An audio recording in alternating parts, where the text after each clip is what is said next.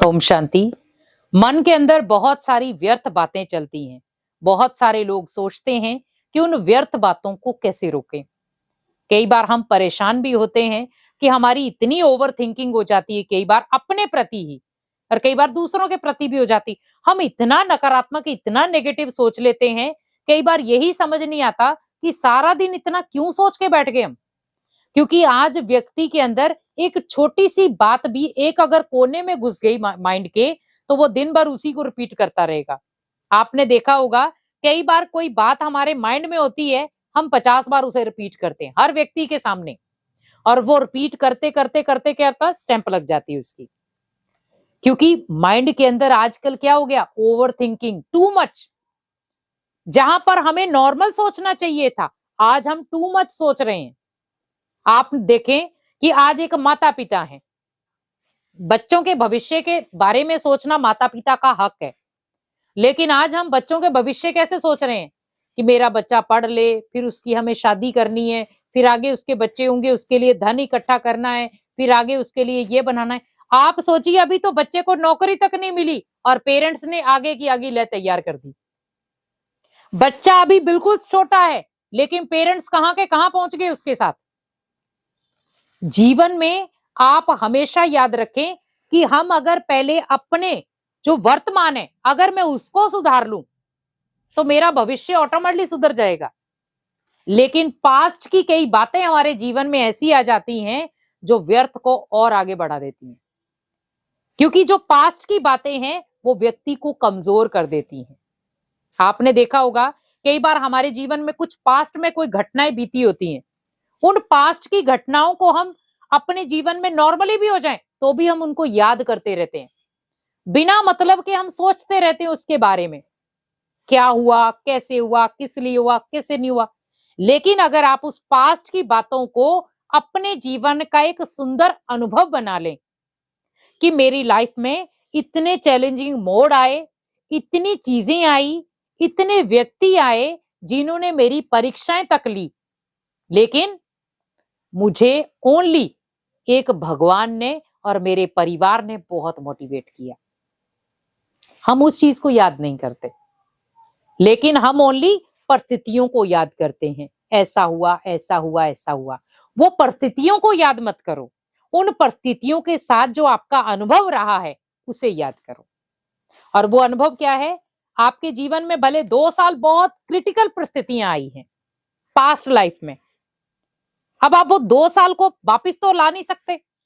तो वो 2 साल की जो एक जर्नी रही है आपकी, उस 2 साल की जर्नी को एक दिन जब आप टर्निंग में आए हो, उस जर्नी को जब आपने चेंज किया है, मान लो जब आपके जीवन में बहुत सारा उतार चढ़ाव चल रहा था, आपके जीवन में वो भी समय आया जहां पर आप अपने आप को मारने तक भी खड़े हो गए थे। उस दिन को देखो और आज के दिन को देखो, वो थी आपकी पास्ट लाइफ और ये है आपका वर्तमान, प्रेजेंट। तो आप उस लाइफ को उस लाइफ के साथ कंट्रास्ट करके देखो कि वो मेरी थी एक संघर्ष भरी लाइफ जो पास्ट में मैं छोड़कर आ गया। लेकिन जो मेरी अभी इस समय की लाइफ है, प्रेजेंट लाइफ है, मुझे उसे शानदार बनाना है। तो संघर्ष तो उसमें भी चलेगा। लेकिन अगर मैं उसी व्यर्थ बातों को ले लेकर के अपने इस समय के प्रेजेंट को भी मैं खराब कर दूं, पास्ट तो मेरा खराब हुआ ही है, लेकिन मैं ओवर थिंकिंग के साथ साथ, नेगेटिव थॉट के साथ साथ मैंने प्रेजेंट को भी खराब करना शुरू कर दिया, तो मेरा फ्यूचर कैसा होगा, खराब। क्योंकि मैंने पास्ट की बातों को प्रेजेंट में लाया, प्रेजेंट की बातें फ्यूचर में जाकर खड़ी हो जाएंगी।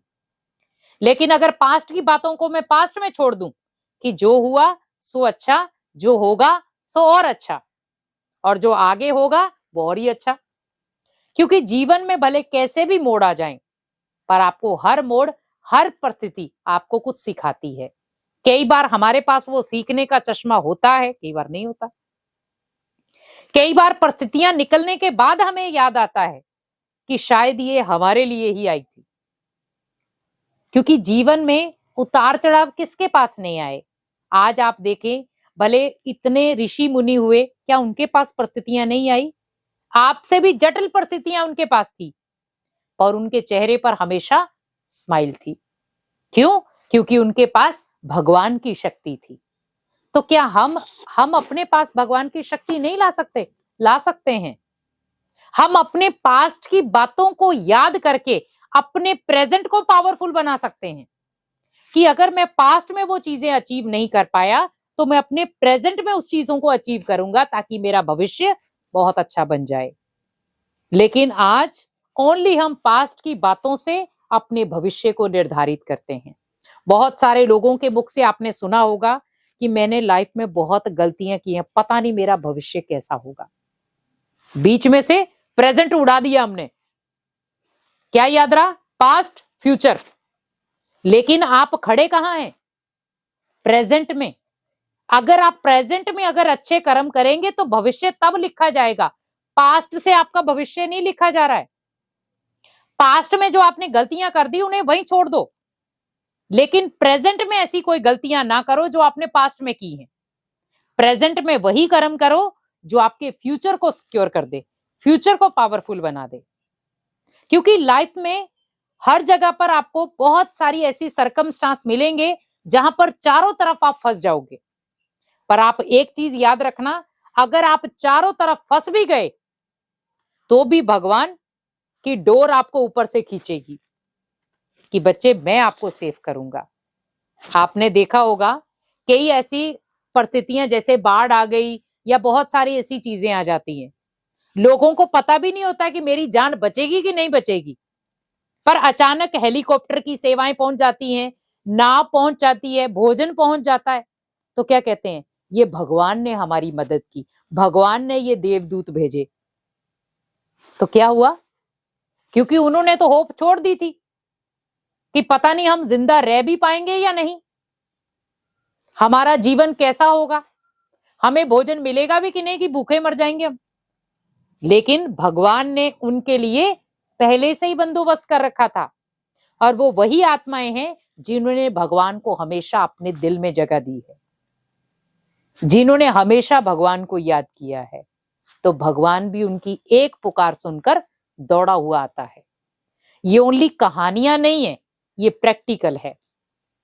भगवान उन आत्माओं के लिए दौड़ा हुआ आता है जो अपने पास्ट की संघर्ष भरी लाइफ को अपने प्रेजेंट में एक मजबूत धार बनाते हैं कि मुझे अपने प्रेजेंट को बहुत पावरफुल, बहुत शानदार बनाना है ताकि मेरे भविष्य को देखकर बहुत सारे लोग सीख लें। आज आप ऋषि मुनियों को देखें, उन्होंने अपनी जो प्रेजेंट लाइफ थी उस प्रेजेंट लाइफ में इतने संघर्ष सहन किए जो आज अनेक आत्माओं के भविष्य को बनाने के निमित्त बन गए। आज हम उनके इतनी किताबें पढ़ते हैं, इतने शास्त्र पढ़ते हैं। क्यों पढ़ रहे हैं? ताकि हम शिक्षाएं दे पाए सामने, अपने भविष्य को बना सके। तो सोचिए उन्होंने अपने प्रेजेंट में कितना कुछ किया होगा। तो ऐसे ही अपने पास्ट को याद, व्यर्थ बातों को ना याद करके आप अपने प्रेजेंट को याद करें और उस प्रेजेंट में ऐसे कर्म करें जो आपका भविष्य अच्छा उज्जवल बन जाए, जिससे आप अनेक आत्माओं के लिए एक शिक्षा का केंद्र बन पाए और भगवान के दिल में अपनी एक सुंदर सी जगह बना पाए। शांति।